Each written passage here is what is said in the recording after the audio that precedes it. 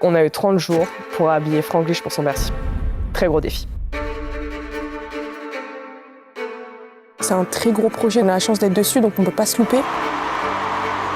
Ce que j'aime, c'est l'adrénaline que ça procure et à la fin, la satisfaction d'avoir fait quelque chose d'aussi beau par soi-même en fait. Il fallait vraiment qu'on crée une tenue qui soit impressionnante parce qu'il va rentrer avec, lui soit à l'aise et qu'il n'ait pas trop chaud. On s'est dit qu'on allait faire les danseurs. Est-ce qu'on va réussir à faire tout le monde en 30 jours?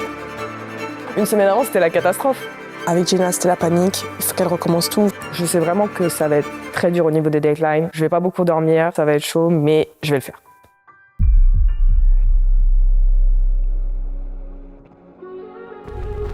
Enchantée, je m'appelle Yasmine Benserraj et je suis styliste pour différents artistes. Quand j'ai commencé dans ce milieu-là, j'étais tombée sur Jenna via les réseaux sociaux. On s'est rencontrés et on a de suite accroché. Je l'ai placée sur énormément d'artistes avec différentes DA et ça a toujours beaucoup plu. Salut, je m'appelle Jenna Mouklier, j'ai 27 ans. Je suis fashion designer de ma marque. Fashion designer, ça consiste en dessiner, concevoir, produire le vêtement. Je suis sortie de S-Mode Paris en 2019. J'ai fini major de promo, aiguille d'or. Par la suite, j'ai été contactée par le gouvernement chinois. Alors, je m'appelle Gina, j'ai 22 ans, j'habite à Paris et je suis diplômée de S-Mode Paris International. Ils ont voulu financer ma marque. Il y a eu le Covid, donc tous les contrats ont été gelés. Il n'y avait plus de mercerie ouverte, ce qui m'a fait réfléchir sur comment positionner ma marque autrement. J'ai commencé le concept de l'upcycling, à réutiliser et avoir un impact environnemental assez sain parce que l'industrie de la mode, c'est une des industries quand même les plus polluantes dans le monde. Alors j'ai eu l'info du Bercy. Moi tout de suite quand on m'a parlé de créa, j'ai pensé à Jenna. Yasmine m'a missionné de créer une tenue sur mesure pour l'artiste et ses danseurs. Donc il faut produire 26 à 28 pièces, ce qui est vraiment considérable. Normalement moi, pour donner une idée, en un mois, je fais entre 6 et 8 pièces. Donc on a fait un point avec l'équipe pour voir un petit peu la DA qu'ils souhaitaient. Ils voulaient un thème dans les années 2000. On a fait 3 moodboards, quelques dessins pour l'artiste, pour les danseurs. Au lieu de choisir un moodboard, en fait, ils ont choisi qu'on en combine 2. Donc un plus jean, l'autre plus fourrure, bling bling, rose, un peu flashy, girly. Il souhaitait une tenue forte pour son entrée en bleu. Il fallait que ça reste pareil dans le style rétro, oversize, à l'aise, où il peut danser avec et performer. Franglish, c'est quand même un artiste qui a des danseurs, qui dansent, il est complet. Donc il faut que l'image aussi soit impactante. On leur raconte avec ça. On voit ce qu'ils en audio. Je pense que ça va le faire. En plus d'une tenue full look avec Jenna, on devait prévoir 3 tenues. Donc on a fait un point avec l'équipe. On a vraiment vu par rapport à la tenue avec Jenna qui serait la tenue la plus importante. Et après, on essaie de travailler autour de ça, de garder ce côté rétro, d'oversize, où il peut être à l'aise. Et après, je devais les tenir au courant par rapport aux autres tenues. Ensuite, on est allé récupérer les tissus pour les danseurs. C'est un peu, on va à droite à gauche et on cherche. C'est un peu la caverne d'Ali Baba. J'aime bien l'épaisseur. Moi, j'aime bien ces deux-là, j'aime bien. C'est ce qui se rapproche le plus de ce qu'on fait. Par contre, il y aura vraiment très peu de mètres. Il y avait cette difficulté de trouver des gros rouleaux pour pouvoir habiller tous les danseurs. Pour les danseurs, on a trouvé du jean, de la fourrure rose, un peu flashy, girly. 13 années 2000, donc très dans le thème qu'ils avaient demandé. On a essayé de viser au mieux. On a trouvé un fournisseur où il y avait les rouleaux. Là, on était soulagés. Déjà, on avait cette pression de danseurs qui partait. Et le plus dur, c'était Franglish. Donc là, le tissu, c'est un peu le plus compliqué parce qu'il faut que ça lui plaise, il faut que ça soit pas trop chaud, il faut que ça soit agréable et il faut qu'il puisse danser avec. On était dans cette recherche de bleu. On est allé à Sentier et là, on a trouvé le bon tissu. On a de suite kiffé ce bleu-là. En plus, il était léger. Donc on s'est dit, c'est vraiment parfait pour de la scène. Alors, dans la sélection pour l'artiste, ce qu'on a choisi, c'est un satin duchesse. Donc un satin duchesse, c'est un matériau utilisé pratiquement seulement dans une maison de couture. Ça vaut très cher. C'est un matériau très noble. C'est assez dur à coudre, mais ça a cette particularité d'être légèrement satiné. Et je sais que sur scène, avec les lumières, ça donne vraiment un effet très impressionnant. Et une fois qu'on a pris les tissus, on a commencé vraiment à créer la tenue. D'abord, j'ai commencé à prendre les mensurations des danseurs. Parce que même s'ils ont la même tenue, ils n'ont pas tous les mêmes mensurations. Donc il va falloir faire sur mesure pour chacun des danseurs. Pareil pour l'artiste. Il faut une tenue large, les gars. Il faut une tenue large, je suis obligé. Parce que je fais des grands gestes. Je bouge, je saute, je danse, j'ouvre la baie, je mets les mains dans les poches, je fais tout. Je suis agité, je peux pas rester sur place. Il y a trop d'énergie, il y a trop de boucans sur le concert pour que je reste sur place. Donc il faut pas que je sois trop serré d'un truc, tu vois. Puis bouger. Surtout, plus important. À partir de ce moment-là, une fois que les dessins ont été validés, je commence par faire un patron en fonction des mensurations qu'on a prises. Le patron, c'est de la géométrie dans l'espace. C'est poser à plat le vêtement sur papier pour ensuite en faire un vêtement 3D. Donc ça nécessite des calculs de base sur des règles de couture. À partir de ce patron, je vais faire d'abord une première toile. C'est le tissu brouillon, parce qu'on ne coupe pas directement dans le tissu à 500 €, que si on se trompe, ça fait un trou dans le budget après.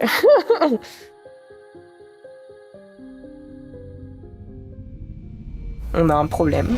Avec l'emploi du temps de l'artiste, il n'aura pas le temps d'essayer la toile. Du coup, on va couper directement dans le tissu. Et ça va être chaud. Une fois qu'on coupe le tissu, on surjette tous les morceaux. Donc la surjeter, c'est ce qui permet de ne pas effilocher, que le tissu soit effiloché au bout.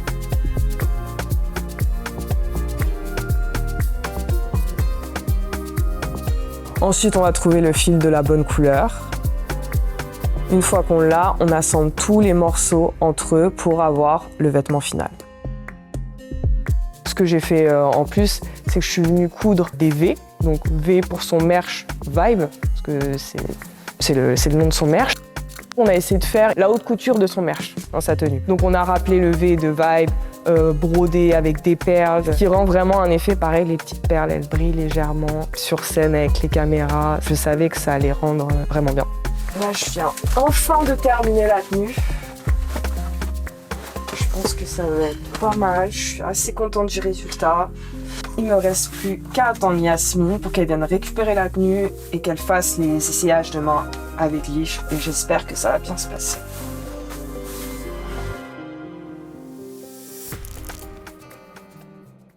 Un peu plus d'une semaine avant le Bercy, on a commencé à faire les essayages pour les danseurs parce que c'était beaucoup plus compliqué, ils étaient beaucoup plus nombreux en fait, tout simplement. On a vu ce qui allait pas, que ça soit au niveau du style ou du confort. Alors, ta guette, on va la mettre à ce niveau-là. Ok.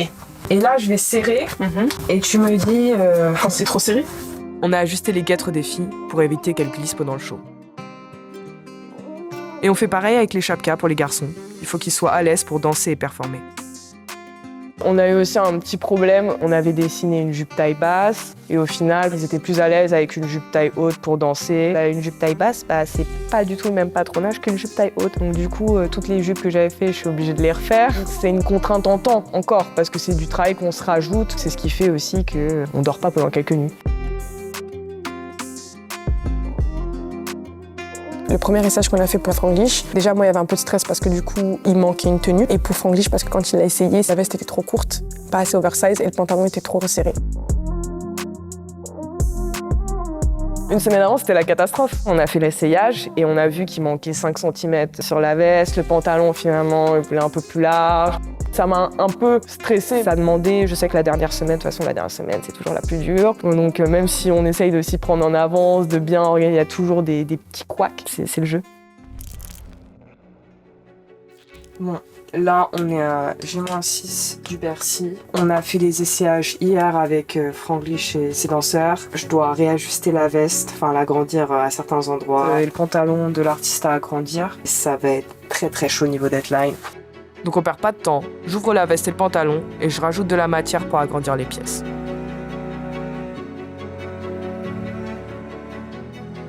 La dernière semaine, c'est toujours très intense. Ça m'a rappelé en fait le rythme des maisons d'haute couture parce que vraiment 1 mois ou 2 mois avant les Fashion Week, c'est l'intensité qu'il y a dans les grandes maisons. Après, il faut gérer la fatigue. Depuis le début du projet, c'est 15 heures par jour et c'est 5-6 nuits blanches.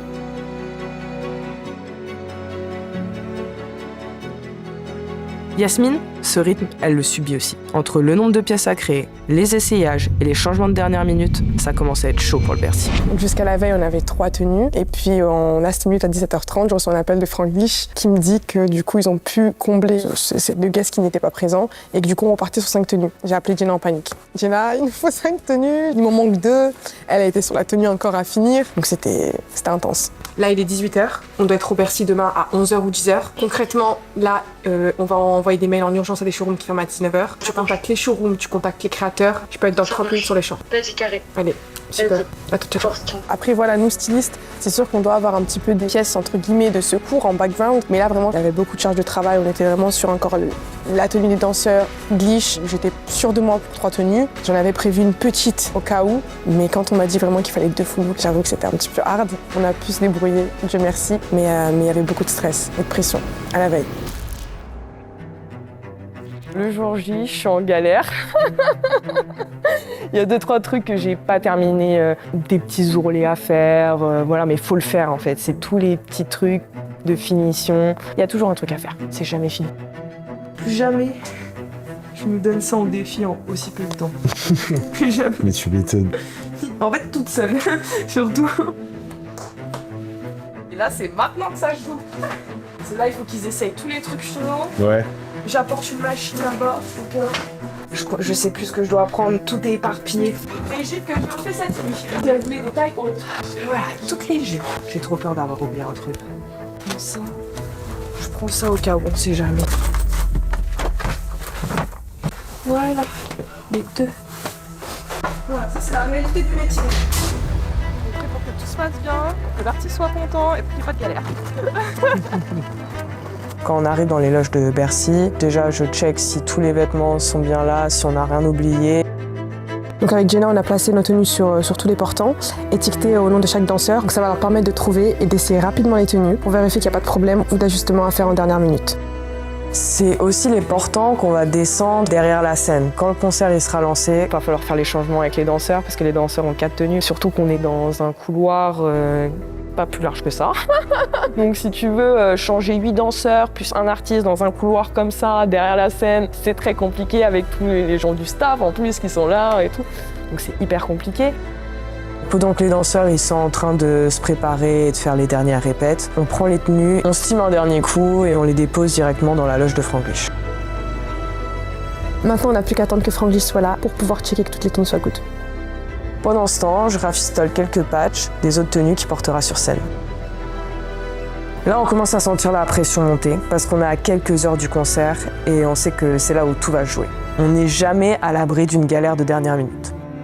Je vais dans la loge de Glitch, il essaie le pantalon, il me dit « Yasmine, je peux pas mettre mes mains ». C'est un petit peu serré, c'est un petit peu compliqué, est-ce qu'il y a moyen de l'agrandir? Parce qu'il souhaitait quand même la poche plus ouverte. Quand on élargit une pièce, c'est très compliqué parce qu'il faut du coup soit racheter du tissu, soit tout ouvrir la pièce pour recommencer. Avec Jenna, c'était la panique. J'avais condamné les poches parce qu'il voulait plus court sur les côtés, donc j'ai pas eu le temps de redéplacer les poches et de recouper tout. Dans les tape lines, c'était pas possible. Le plus logique, c'était de condamner les poches et de déplacer le pantalon. Sauf que il veut les poches. L'artiste essaye le pantalon, finalement, il veut les poches un peu plus grands, donc je suis obligée de couper dans le pantalon. Je me dis comment je vais faire, je coupe dans le pantalon, ce qui est très dangereux parce que le pantalon en fait peut craquer à tout moment sur scène si je fais ça. Non, il est déjà 19h. Non, t'abuses. Oh putain. Je suis dans la merde. Je sais même pas comment j'ai fait. Je coupe et je trouve une technique. Je ne sais même pas comment j'ai fait. J'ai trouvé une nouvelle technique, je crois. J'ai réussi à le faire et j'ai agrandi comme ça en coupant en 2 minutes. Yasmine, elle lui a fait réessayer le pantalon, tout va bien, donc je commence vraiment à décompresser un petit peu. Il ne reste plus qu'à descendre les portants et préparer les changements. Le concert va commencer d'une minute à l'autre. On croise les doigts pour que tout se passe bien.